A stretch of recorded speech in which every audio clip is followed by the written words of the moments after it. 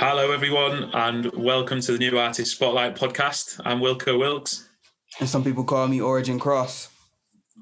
Thank you for joining us for another episode as we interview some of the best emerging artists from around the world.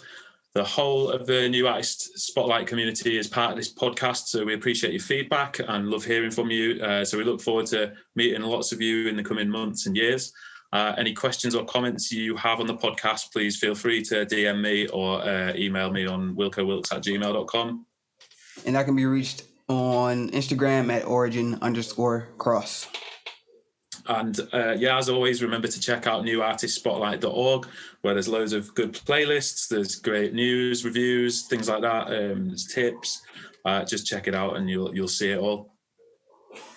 All right. So today we've got a really dope show for you. We'd like to introduce you to a man whose training and experience makes him as legit as an artist as they come. Yeah, he's also the man who edits this podcast fantastically. May I add, the last few weeks has just been, he's really good at that. So here he is, the immensely talented, if I say this right, Andres Guazzelli. That was perfect. That was like the best I've heard in a long time, especially from an English speaker. Hi guys, thank you for having me. It's a pleasure to be here. Thanks for coming on, mate. Yeah. I threw everything into that. So that was practice. I've been doing that all weekend. So anyone who doesn't know who you are, if you just give us a bit of an introduction to yourself. Obviously, we know your music and you very well, but for anyone who's new to it, just tell us a bit about yourself, a bit about your background, your experience. Okay. Hi, I am Andres. I am from Argentina. I'm a composer. I'm an audio engineer, and I'm a college professor in audio engineering and acoustics. I'm mainly a progressive rock artist. I'm actually trying to venture into different genres at the moment, but I'm mainly a progger at heart, and that's pretty much that's pretty much Andres in a nutshell. Cool. It's good to hear you say that, because I just jump in there because I was listening to your stuff and I was thinking, this is prog. This is like pure prog. He's big into prog rock. He used to play in bands and stuff like that. He loves the keyboards. I was brought up going to loads of prog rock gigs. So yeah, that's it. I looked at your pages and stuff. It just says rock artist. Doesn't say prog anywhere. So shout more about your prog. Actually, does it mention it on your website a little bit? Somewhere in there? On my bio. Because back then, when I released my first EP, it was like almost 10 years ago. It was mainly symphonic rock, prog rock, very, very sheer progressive stuff. And then, because of my background, I was actually studying classical music and composing and Baroque composing. But when I found progressive rock, I think it was when I was 20. It was mainly early Genesis and Yes and King Crimson and Emerson, Lake and Palmer. And I was like blown away. And I was doing actually classical music and sonatas and all that stuff. And I was like, this is my jam. This is the stuff. And it came just naturally. And but then I was really into music and into film scores. And there's a little fine line between progressive rock and then film scores. And I was like, I could get into this. So yeah, I know in my bio there's a little bit of Baroque music and progressive music, all within the frame of progressive rock. I do the music that I enjoy, and it comes out pretty much prog. Origin, have you heard any of those bands? Genesis, do you know Genesis? I I don't think so.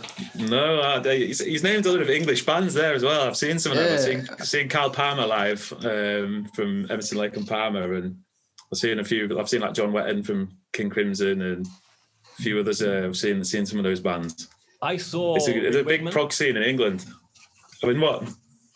I saw Wakeman live. I think. Yes, I've seen Wakeman. Yeah. I also saw Palmer live, but he was just okay. Things happen. That's cool. Did they come over to you? Completely live. I'm going to leave this. Did you see them in Argentina?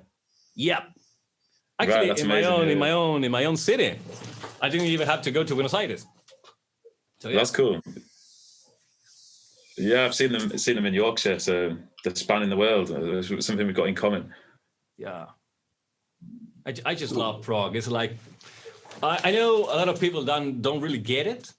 I get it because it's more like of a niche genre, but yeah, that's my jam.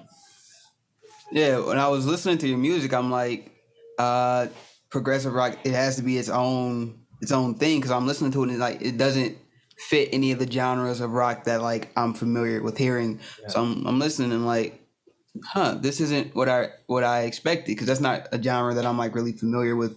Yeah. Honestly, so it was cool though. I enjoyed it. I don't think it is strictly prog. I think prog rock is the best definition I can come up with, but because it has a little bit of early British prog, and it has a little bit of film scores and also a little bit of Argentinian folk music, you know, with the tango and all of our folklore. But it comes out like there's a Spanish word for this. It's called menjunje, which is like when you have all foods together and then you have like a dish. Like it has nothing to do with ingredients. It's just a menjunje. That's pretty much a definition of my own music. It goes, you know, track by track because one song may be symphonic rock, the next one could be film score, then I have new tango, and then I have jazz. And now I'm actually trying to do a little bit of indie pop because the mood, you know? Yeah, I mean, it's prog, mate. It's prog. No, I definitely get the whole thing about not being able to really put yourself in one category or you don't feel like you exactly match one thing in particular. Yeah. But it's cool because it gives you your own lane, and that's kind of what a lot of people need to succeed in music. It's just having their own lane and their own uniqueness about them. I think some of the stuff I thought it sounded a little bit like it reminded me of Dire Straits. Do you know the song called "Local Hero" by Dire Straits? It's like a real long sort of guitar piece at the start. Yeah, and but yeah, there was some stuff I thought this is very Rick Wakeman-esque when the synths come in. Yeah. I think Wakeman is probably my main influence. Right. I'll have to send you a picture. I've got a photo of me as a child, like with Rick Wakeman. I'll have to send you it. Yeah, it's good. Yeah. I like the guy. He's my dad's hero as well. My dad's got like a picture of him up in his office, like him and Rick Wakeman. Like, and Origin will have to introduce you to the glories of Rick Wakeman. Yeah, please. If you like 15-minute long keyboard solos, you'll love it. That's okay. Okay. All right. I'll have to prepare myself for it, but I'm definitely down to check it out though. Especially besides anything like Andres' music, because I thought it was dope. I thought it was something that was like new for me, but I enjoyed it. So if it's anything similar to it, or you can see the influences from it, definitely. It's miles better. I've just made a note to send you a track. I'll send you one track and see what you think. Got you. All right. Well, let's take a moment to talk a little bit about the NAS community and how you got involved with that. That was actually because I released my last single on April. Actually, on your birthday, so it was like a double celebration. Yeah, there you go. And I was like, I wasn't really much into Spotify. I was more into Bandcamp. That was what I was doing most of my marketing. And Argentinians listen to a lot of Spotify. So I was like, okay, if I want to get this out, I need to be really on Spotify and have a little presence there. And like most of us did, I think, I went into daily playlists. So I submitted, and not a lot of places for prog rock, but there was one that actually accepted it, and it was like new artist spotlight. So it was added on NAS, and I actually sent Ed a message on Instagram thanking him for like, man, you're like the first person in 13 years to actually show some of my music. And he was like, hey, I really liked it. And we were like discussing the guitar sound. And I'm an audio engineer, and I'm also a teacher. So I was like, sure. So I gave him like a rundown of how we got to that guitar sound. And then he asked me to we are like community. We are helping each other. So would you like to try? And I was like, sure, absolutely. And I joined NAS, and here I am. And it was like, I think, only 3 months ago or so. So yeah, that was the thing. So, yeah, it's great to have you on board as well. And I think there's so many people in NAS who are skilled and talented, and you're certainly one of those. I've been reading your Spotify bio thing just in preparation. I was confused by one bit. It says, Andres has now given up orchestral stuff, and he's moving on to more lyrics-driven work. Yeah. But I listened to every single song you've got on Spotify. There weren't any lyrics. I was thinking the same thing. I'm like, okay, no, that's shouldn't there be something? That's actually a talking point for later. Right. Okay. Interesting. Right. As many well, not many as watching right now, but if you know me and if you know my music, I have been diagnosed with ADHD. So my attention span fluctuates all the time. And I had my career really scheduled, I had my first EP, which was prog rock. It was called Wish You Could Hear. And then I had my second release. It was like a full-blown album. It was a 2 hours long rock opera, which I released just the overture, which is what was my second single. And it took me so long to work, and it was like so exhausting and so demanding. And I was like completely burnt out. So I was like, okay, I need to stop. I need to regroup and do something else.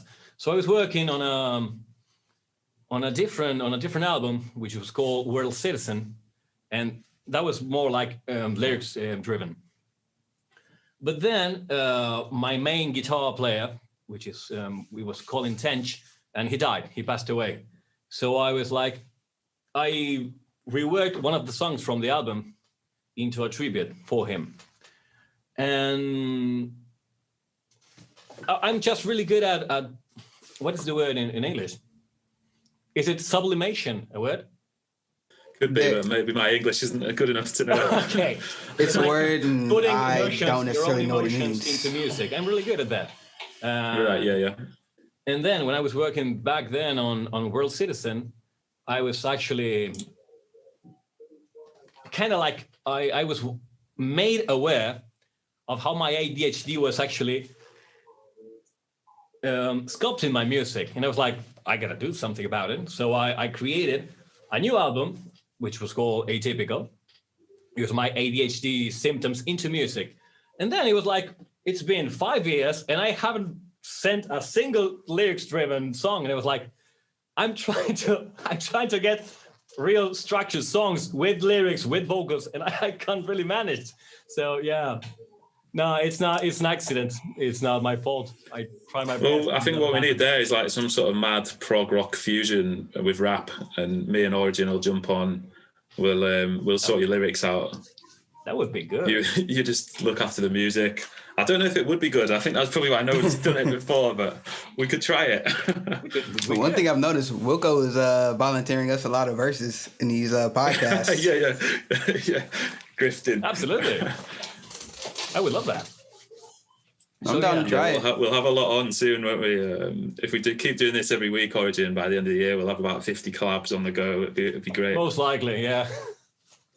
So another thing, Andres, that I wanted to ask you about is the your credentials. like you've got a degree in audio production, stuff like that. It was like 3 different things. That's something that I personally wish that I had, like, and I'm sure Origin's the same, where Absolutely. I sit there and I wish that I could, like, had at some point learned, like, properly how to use a DAW, and, like, you know, I could make my own beats with my eyes closed and mix and master all my own stuff, and, you know, that'd be amazing. So what was it like? Was it brilliant, like, doing that? Did you, like, what was your experience of it?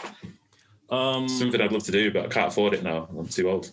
The thing is, it actually was pretty much by chance, because I've been a singer my entire life, and I had a little an accident when I was 18, and I actually sliced my soft palate. So I spent like 6 years where I couldn't sing.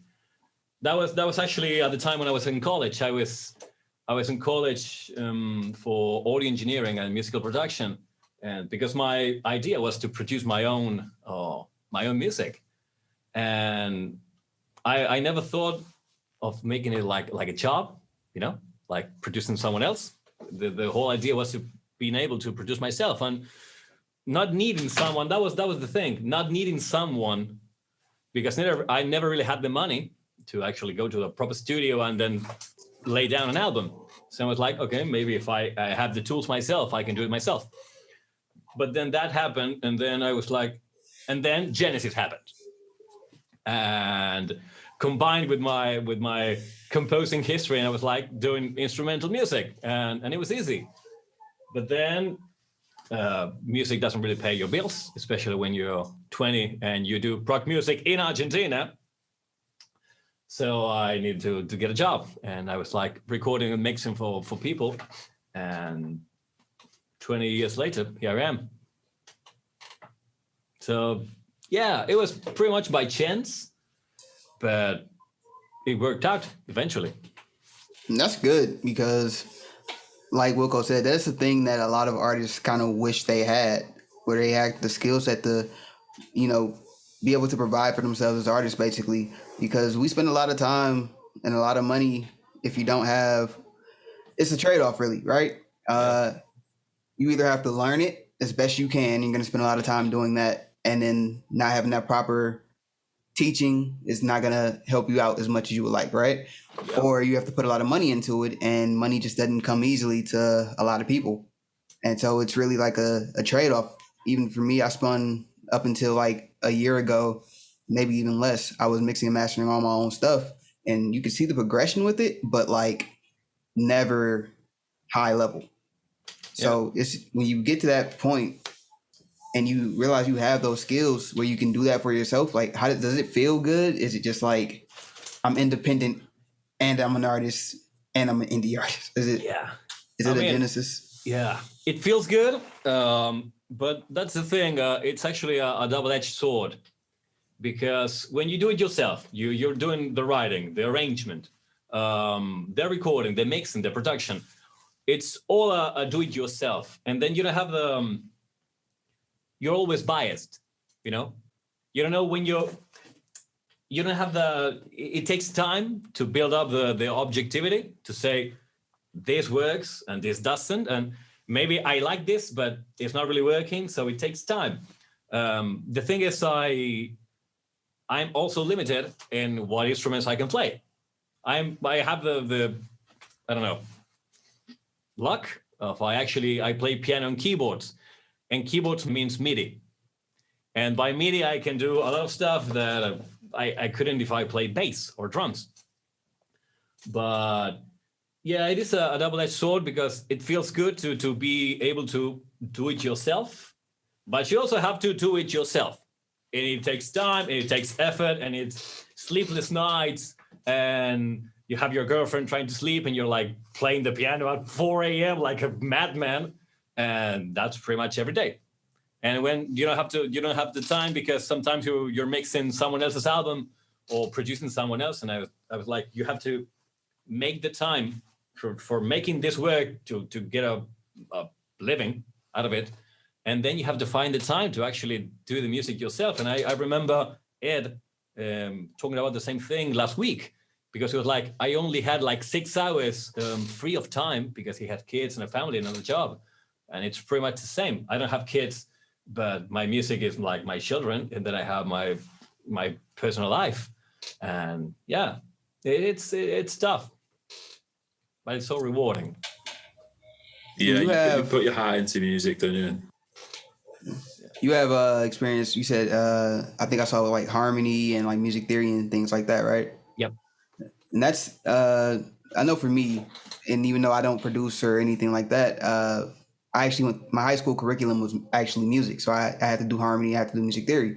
Do you feel like those tools kind of, well, I mean, with your profession, it has to, but can you speak to how much those tools are beneficial to you and what you do? In terms, I think, I don't know if this applies to everyone else. I think the best mixing engineers are actually good musicians themselves.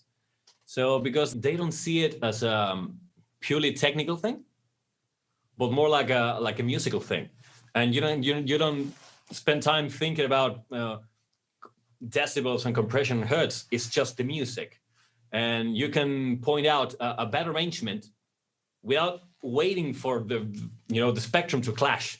This doesn't work. And no matter how much I compress it, no matter how much I EQ it, nothing is going to salvage a bad arrangement. No, doesn't matter how good you are as a mixer, doesn't matter how good you are as a recorder. A bad arrangement it's a terrible thing. Yeah, I agree with you there. And I think I see that a lot in rap because I did music theory as well up to grade 3 and did piano lessons as a kid. And nice.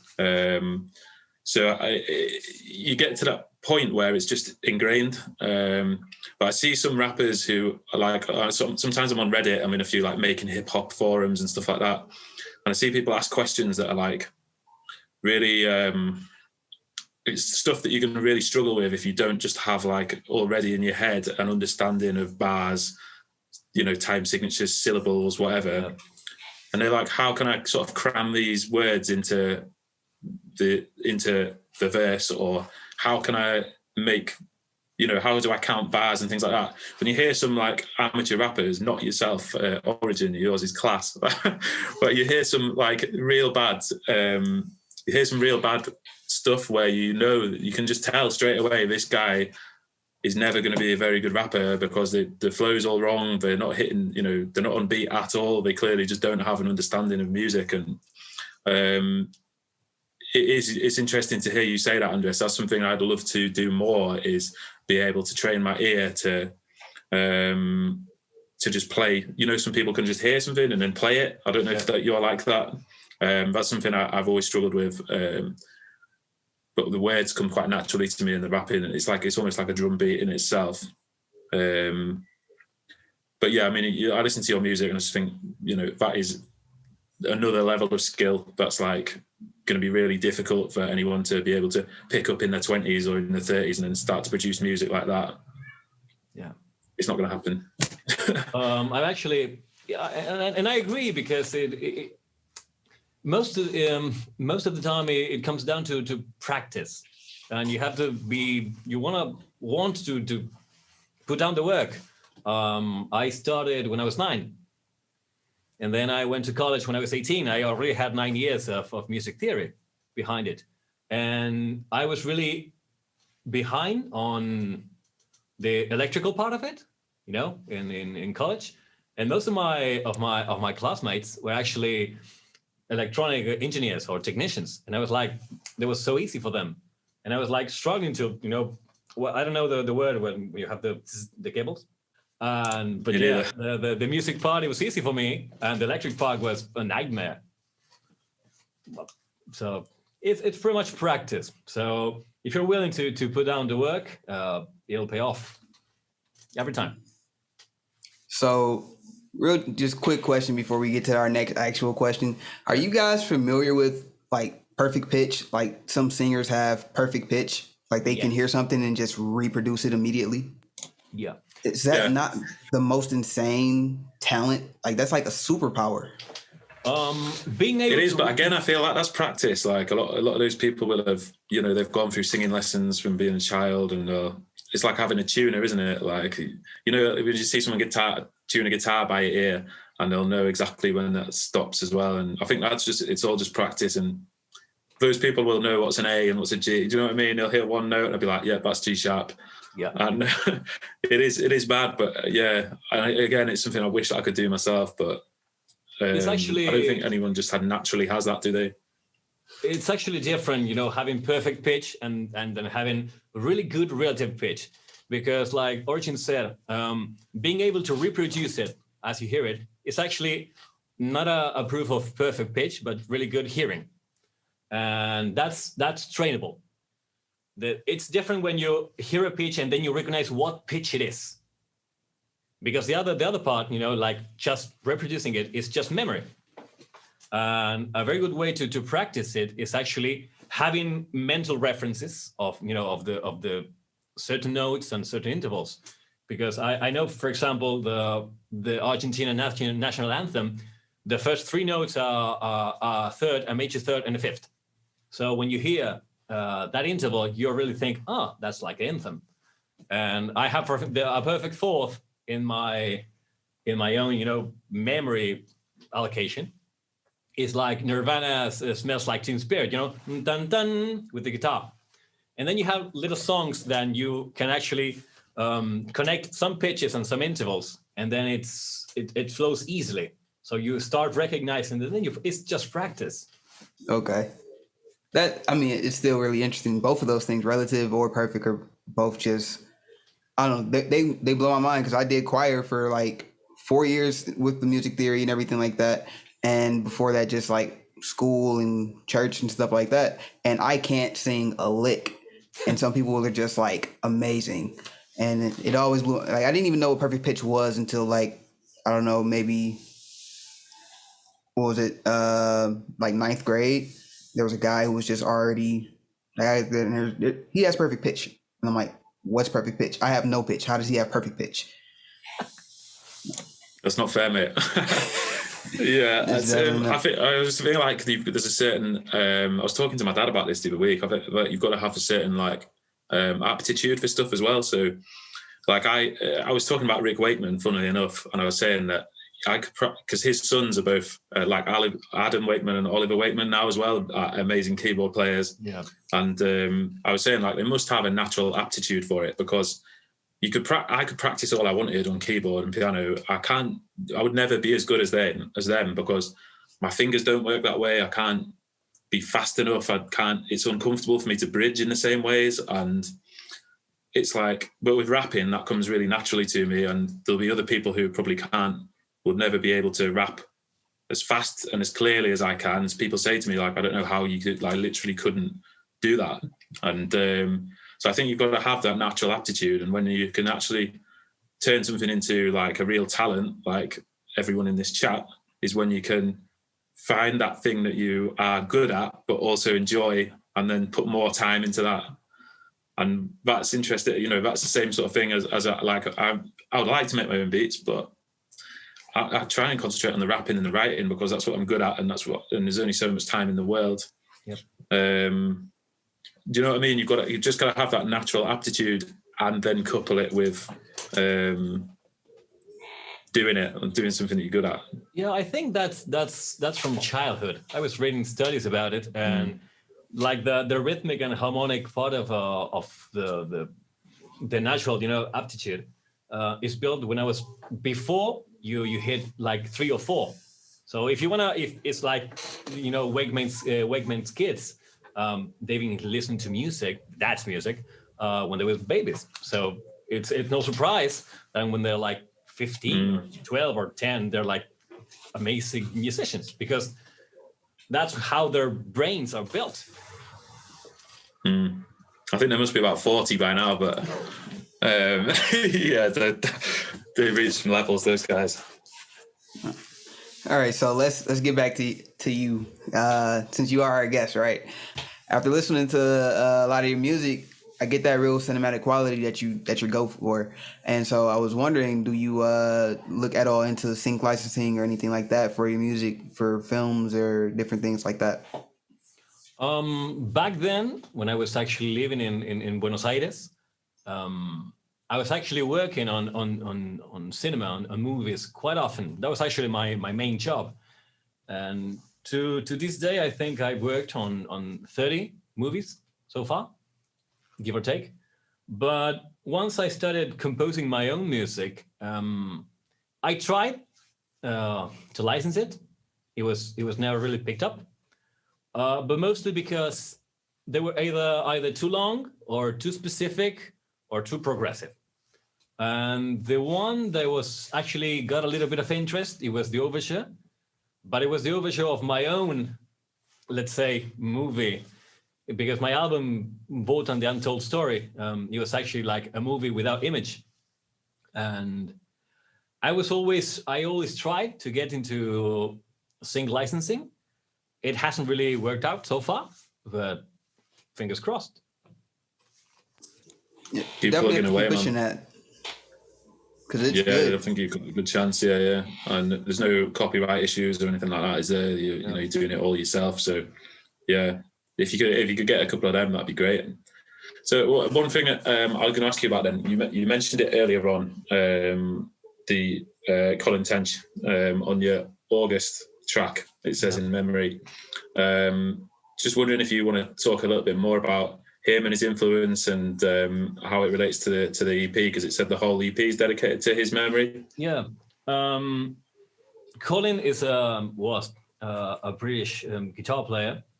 He recorded his first album. It was really good in 1985 in London with his band A Bunch of Keys, and it wasn't really picked from any label, so the album just stay on shelves, and the band dissolved.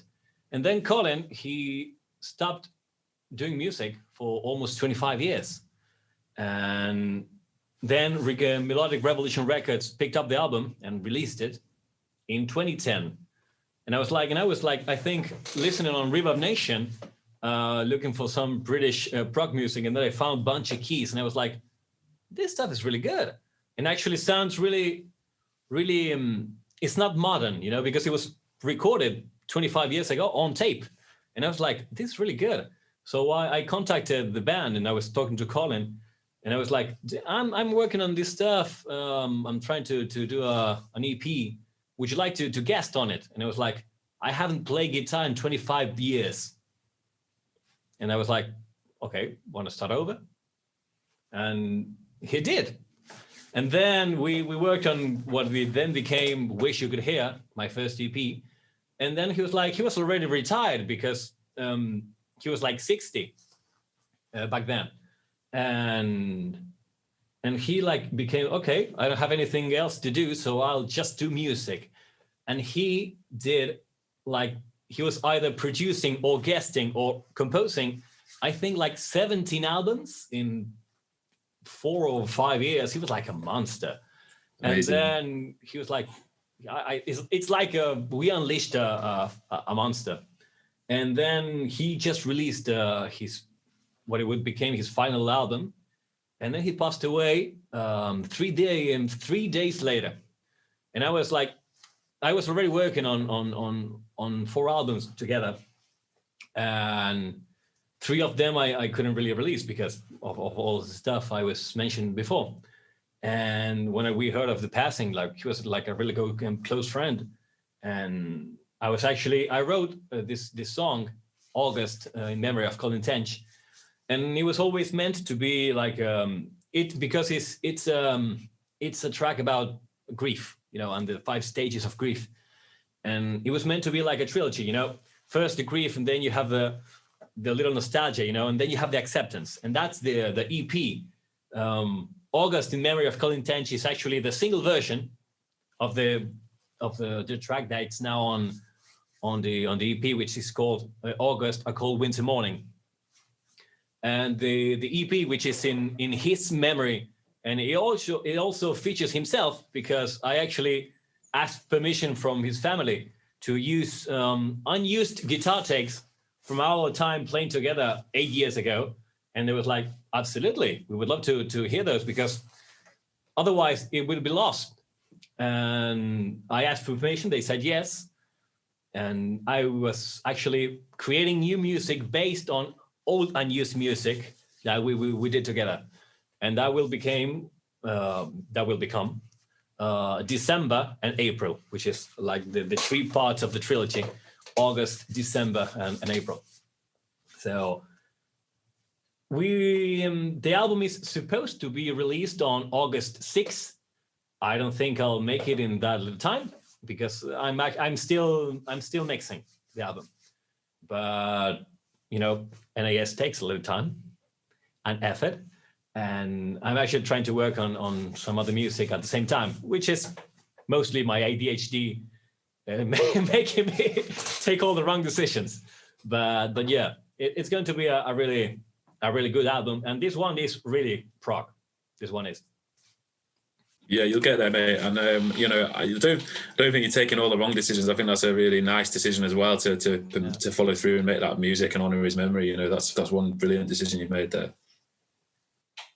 So our said August, December, and April are the 3, and so is August the grief, December the nostalgia, and then April the acceptance. Yeah, exactly. Okay. That's really cool. Yeah, that's super interesting. And then the song we're playing today is called hope my mouth says this right. Fleur Diable. That was perfect. That was amazing, mate. Yeah. Thank you. I never knew you spoke Spanish so well. Yeah. 2 years of Spanish, aced it, high school, things like that. But yeah, I think the song is really cool, and not just because it came out on my birthday, but I think it's actually a really cool song. So let's talk about a little bit of the motivation behind that and the story behind that. Yeah.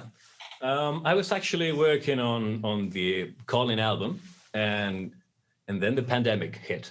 And during the lockdowns, I was actually away from my girlfriend for like a month or even more.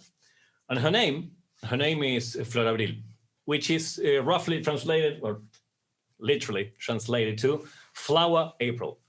So I was like, so she's a big fan of Queen and David Gilmour, and I was trying to pour all the emotions into a song, and I was like, okay, I'm going to make it for her, and I'm going to call the song Fleur Diable, which is translated to April flowers. And as you see on the artwork, it's like there's like a big blue flower, the exact same color of her hair. And then I was like, yeah, let's make it. And I composed it. I wrote it in like a couple of nights, and it was already recorded, mixed, and mastered in less than 3 weeks. So it was like there's nothing pretty much to do when you're on lockdown. That's class, man. And I think what I like about you and what I've been noticing more and more the more we speak is just the amount of emotion that you pour into the music. When you're talking about it, I can see that it's like you can see that passion in your eyes, and obviously it's a great outlet to have that, and not just keep it all inside. And it's great that you're sharing it with all of us. So I think we should give it a listen, really, without any further ado, so everyone else at home can hear your genius work as well, and all this energy that you put into it. So do you want to introduce it yourself? Okay, so this is Fleur Diable by Andres Guazzelli.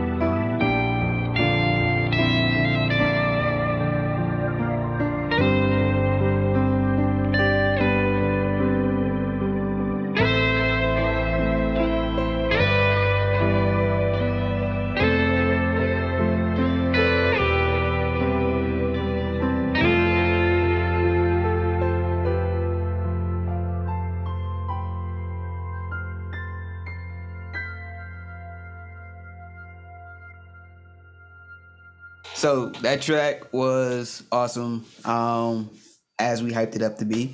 All right, but let's take a step back from the music for a quick second. One thing that you mentioned is your ADHD, right? Yeah.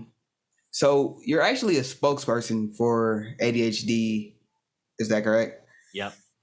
So let's tell us about a bit about that and like any work you've done in a space or any connection you kind of have with that, or speak a little bit more about your struggles with it, anything like that. Sure. I was diagnosed when I was 12. That's in the early 90s, and I was in treatment until I was like 16. And like I said, it was the early 90s, and there wasn't really much information about it. It was also, the diagnosis and the treatment, it was also new. And I was discharged when I was 16. And that was I can say it now, the wrong thing to do, because usually, therapy and treatment, it's a lifetime, because the disorder is not really cured because it's not a disease, it's just treated and managed. And when I was like, I want to say 30, I started realizing the symptoms were coming back. And then looking back, I can now just realize they weren't really coming back. They were just being visible because they were always there. I was good at managing it. So my ADHD was actually shown in my music, and I hadn't really noticed. And it was one of my fans who actually noticed it, and he was like, I really like how you go from one theme to one theme, like all of a sudden. I was like, yeah. And my ADHD has been sculpted in my music from the get-go. And I was like, okay, and I was like working with a non-for-profit organization, which is called Familias Leonas TDAH. It's a national organization here in Argentina, and they do a lot of research and awareness of the disorder, because most of them are either ADHD adults or parents of kids with ADHD. And the same thing I had with treatment, it's happening to them, because it's either too expensive or there isn't really much info, and there's a lot of stigma about it. So most of the work I do about ADHD is actually talking to parents, because when they get the diagnosis for the kids, they're going to think it's going to be like I'm going to exaggerate here, like a death sentence, because my kid is never going to do well in life and is going to struggle so much, or is going to have so much obstacles. And I was like, yeah, but no. I am pretty high functioning.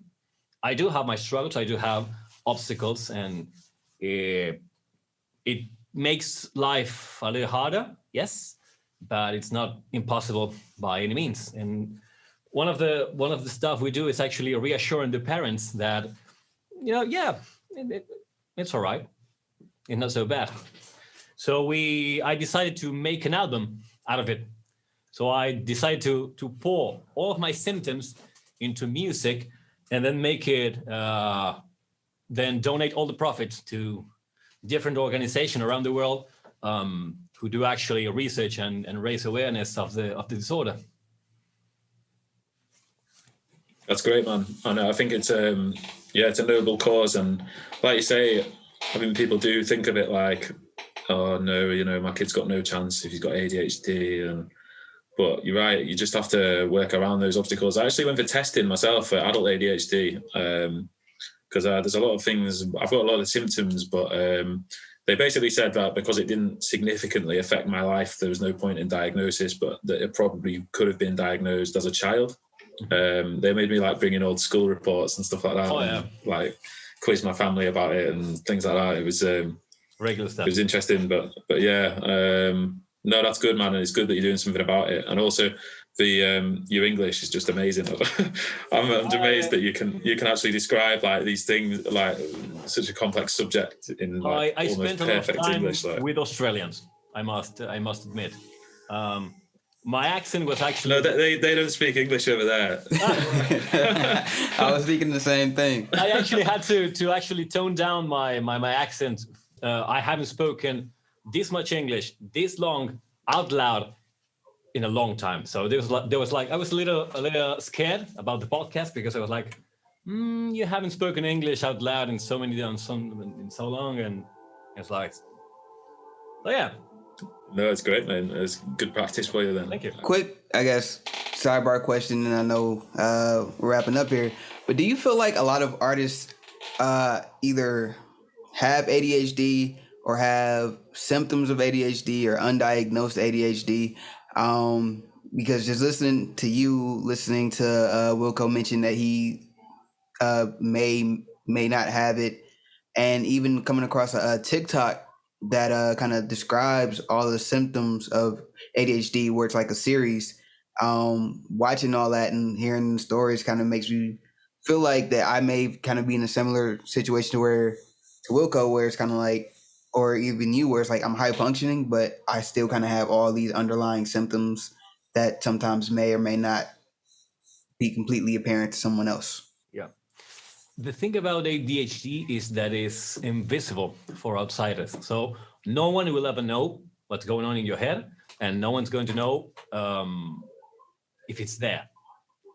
You're alone in this. And I think since ADHD is such a unique way of thinking, of how the brain is wired, a lot of people with ADHD tend to be artists because they have a very creative, thinking outside the box way of thinking, and that leads to music and arts and cinema, and that's quite often. So yeah, there's a lot of people with ADHD.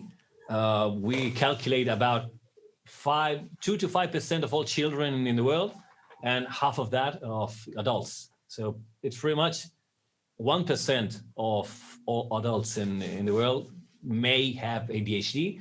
So yeah, you're going to find a lot of musicians there. Yeah, I think the same. I sometimes draw correlations as well between like musicians and depression. Like I do a bit of work in depression. I go to help run like some men's mental health groups and things. That's something that has dogged me throughout my life, and I think in a way that's connected to the feeling of the ADHD thing as well. Like you said, Andres, so like really early on in this conversation, you said something like you have a million thoughts a minute, and that echoes with me as well. There's so much noise in my head sometimes, and it stops you from sleeping. And I know a lot of musicians like end up with like drug problems as well, and I think some of that's just because of all the noise, just to get away from your own head for a little bit. And I think there's a lot of correlations between sort of musicians and the ones who stick with it as well, because it's like your work is never finished. As soon as you've done one thing, you're on to the next. You're thinking about the next songs. You've got a million ideas, and you've not got the time to actually do it all. But it is something that, like, if like structured work and stuff, sometimes I get really restless and I struggle to focus on that. When I'm doing music or I'm writing my own stuff and I'm immersed in it, that's like some of the only times in life when I can really focus. Tunnel vision. That is actually a symptom, and it's called hyperfocus. Because your brain, I mean my brain and all others, they crave for dopamine, which is actually the part of the brain that keeps you motivated and have the attention. And when you have that, it's amazing. It's like a superpower. And when you focus on I don't know, my girlfriend's eyelashes, I can black out for hours. But when I'm working and my brain is like really into it, everything is like, we have a saying in Argentina, like todos los patitos en fila, which means all your ducklings in a row. Yeah, we got the same in English. Yeah, all your ducks in a row. Okay, nice. Yeah. I think, and kind of part of the reason that I even thought to ask that question is, and me and Wilko are both rappers, so I don't know, he may be, or both of you guys maybe, do you guys know Joyner Lucas and Kendrick Lamar? Yeah. Okay, I think both of those guys have either songs or projects titled ADHD, and so I know on one of those guys' songs, is it believed to mostly only affect like males? it is. The thing is, it affects girls and boys differently, which makes the girls harder to diagnose. Because in boys, it is easier to spot. They're like more active physically and like this, like really outspoken and out loud. But the hyperactivity, it's not only physical, it's also either emotional or mental. Like, I don't have to be running all the time to be hyperactive. My brain is like 1,000 miles an hour, fidgeting all the time with things and thinking 1,000 thoughts a second. And girls are mostly like that. So it's actually harder to pinpoint. Yeah, she doesn't have an anxiety disorder. She has ADHD, undiagnosed ADHD.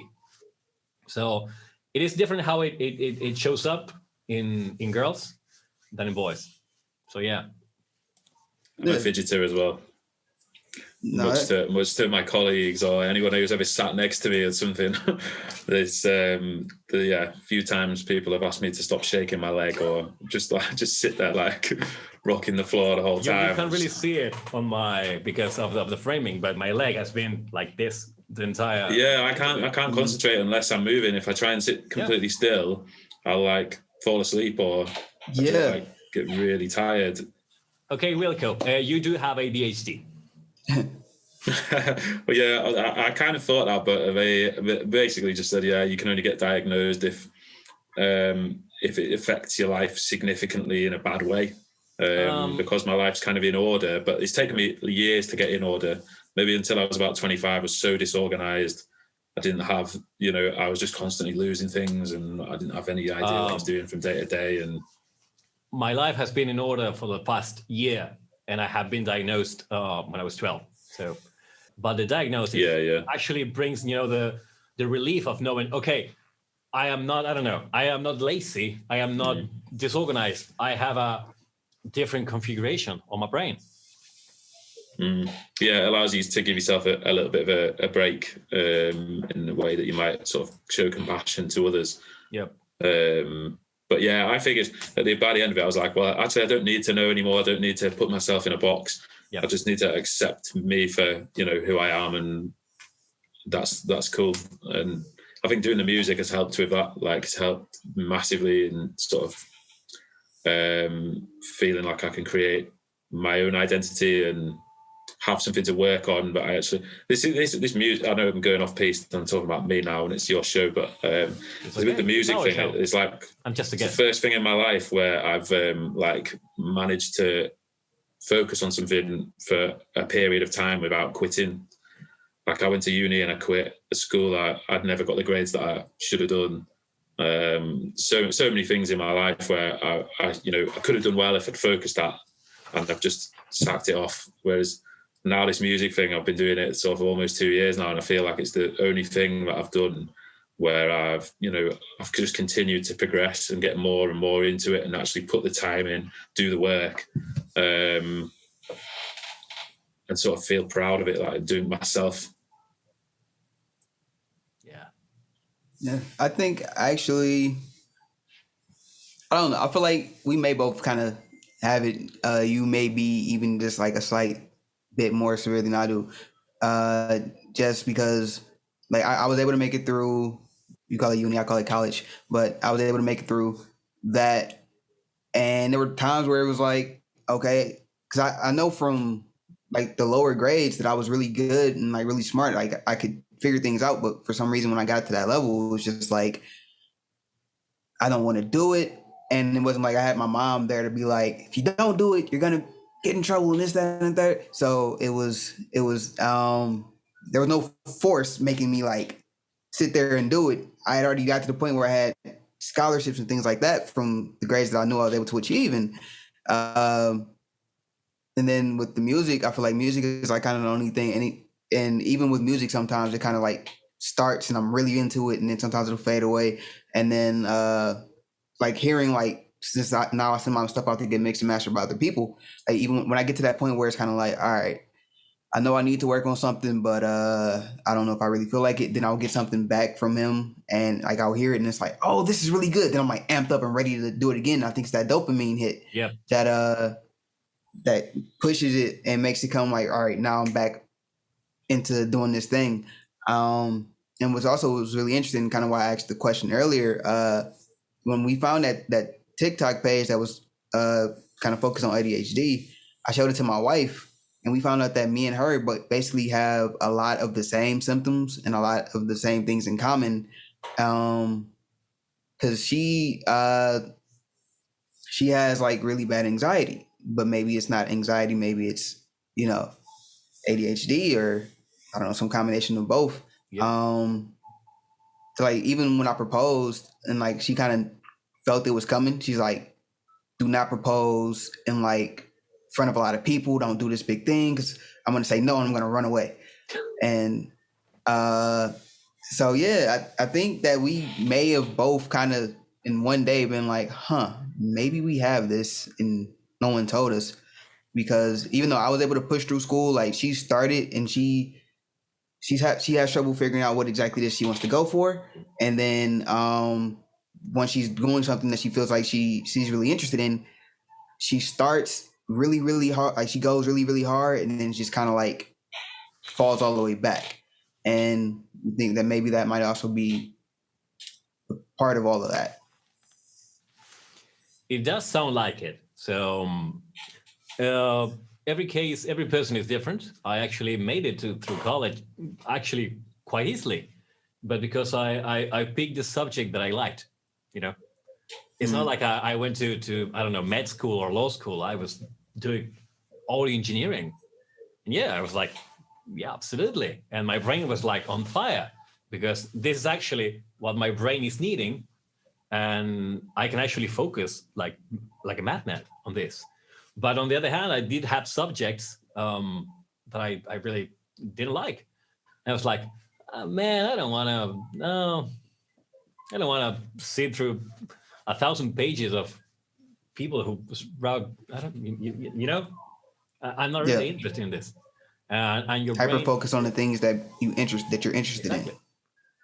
The brain focus on the things that gives it dopamine. So yeah. So what's next for Andres Guazzelli then? Okay. Any exclusives that you can give us? Big news on the horizon? Yeah. If you look through any musician with ADHD, you'll find out there's hundreds of unreleased music in the hard drives, and that's probably like a given. Yes. The first thing is going to come is Awakening in memory of Colin Tench, this EP we were talking before. And then I'm going to do something different because we decided with my label, I'm going to close the cycle and I'm going to start writing music, with vocals and lyrics. Like I announced 4 years ago. I already have 3 songs pretty much finished, which we're going to release probably one every 6 weeks. And you're all going to hear about it because they're going to go on NAS. So, yep.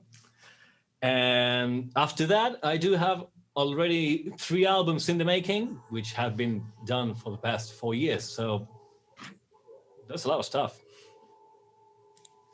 Can't wait, man. Yeah, that is a lot. Yeah. All right. Well, I think this has been a really good. There is a fly in here that is bugging me. But yeah, it's been really cool getting to know you as an artist and as a person and having these conversation with you.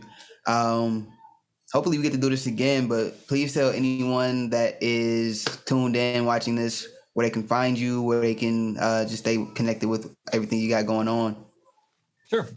You can find me on my website, andresguazzelli.com, or you can find me on Instagram at Andres Guazzelli, YouTube, Spotify. I'm going to put because I am the editor, I'm going to put the link there on screen because, it's not really an easy last name to pronounce.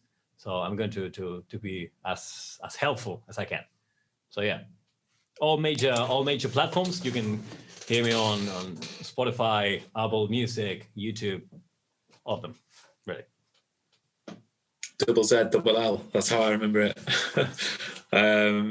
It's been amazing, man. I've really enjoyed this chat, and it's been the longest one we've had so far because we've delved so deep into different things, and that's fine. You know, it's been really interesting. It's all good stuff. So I'm sure you'll have some fun editing it, watching it all back.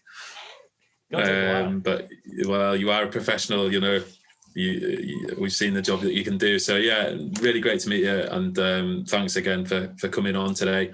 Thanks to everyone at home for listening. Thanks to everyone who's pulling in the same direction to grow NAS and to really make it the cool community that it is. All the partners, everyone who's involved, and we'll see you all next time. Thank you. Thank you for having me. See you next time. Sir. Pleasure. See you later, everyone. Peace out.